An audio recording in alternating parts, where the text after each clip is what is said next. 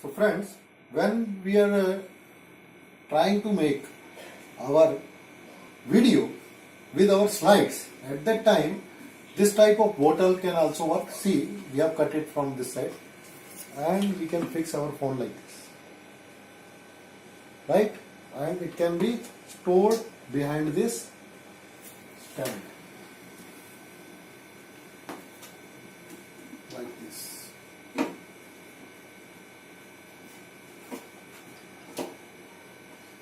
It has become just like a bottle stand, and one can record by doing his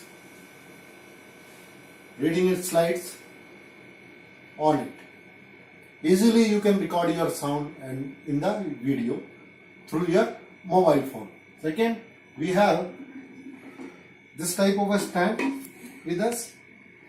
It is not very costly. It comes only in 300-400 rupees, and you can utilize it for a long time, right?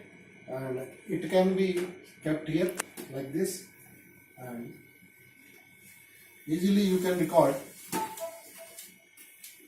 your video very effectively, right? That is how we can make our video through our mobiles.